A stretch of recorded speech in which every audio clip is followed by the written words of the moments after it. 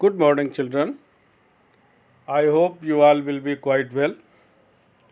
बच्चों, आपने पिछली क्लास में राइटिंग सेक्शन के अंतर्गत notice writing, message writing, letter writing, paragraph writing etcetera पढ़ा ज़रूर होगा।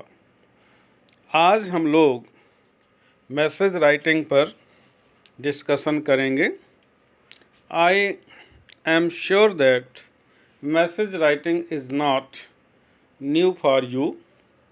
You are familiar with it because you must have been told about message writing in your previous class.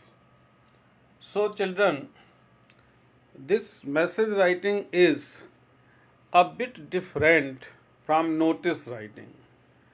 In notice writing, we inform the pupil in group or a particular group of pupil about some happening, program, function, etc. Message writing is meant for an individual, and this message writing is based on telephonic conversation. It is received by a person who this message is not meant for,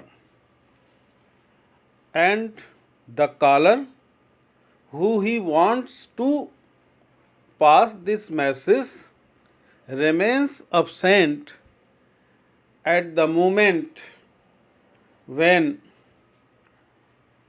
the caller rings.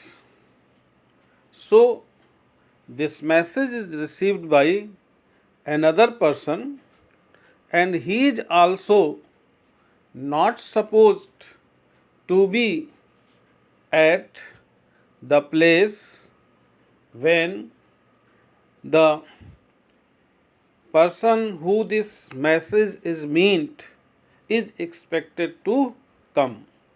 So this message is written by the receiver. So let's first, children, see what a message is. A message is a short piece of informal writing. It enables the students to decode and retrieve the information and write it in a grammatically accurate format. So जैसा बच्चों इसमें लिखा है decode and retrieve, तो जो telephonic conversation है उससे एक जो रिलेवेंट जो इन्फॉर्मेशन होती है वो वहाँ से डिकोड की जाती है, ली जाती है और एक अंडरस्टैंडेबल लैंग्वेज में ये मैसेज लिखा जाता है। इसका एक फॉर्मेट होता है जिसे हम लिखते वक्त फॉलो करते हैं। तो बच्चों, now let's discuss about the format of message writing. Every piece of writing has a layout और format, so message also has its own format. Format में हम क्या क्या चीज़ें मेंशन करते हैं बच्चों? मैसेज भी नोटिस की तरह बॉक्स में ही लिखा जाता है।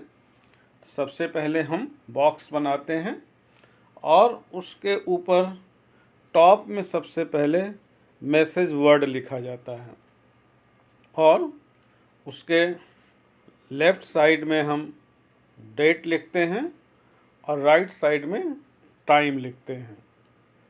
और इसमें मैसेज में हम सैल्यूटेशन लिखते हैं, मतलब जिसको ये मैसेज लिखा जाता है उसको एड्रेस करते हैं।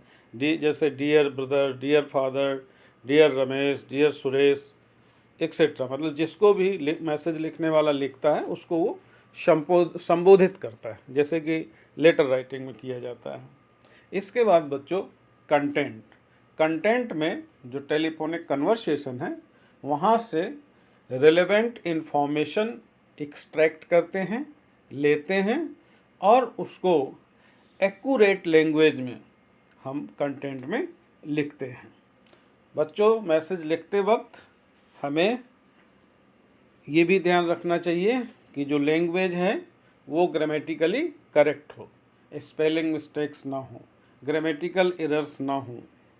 और लास्ट में हम मैसेज लिखने के बाद जो लिखने वाला होता है वो अपना नाम लिखता है लेफ़्ट साइड में। तो ये पॉइंट्स हैं। सबसे पहले word message, date, time, salutation, content and then writer's name and signature. ये बच्चों इसका फॉर्मेट होता है। अब जो इस मैसेज में इम्पॉर्टेंट चीज़ होती है वो है कंटेंट।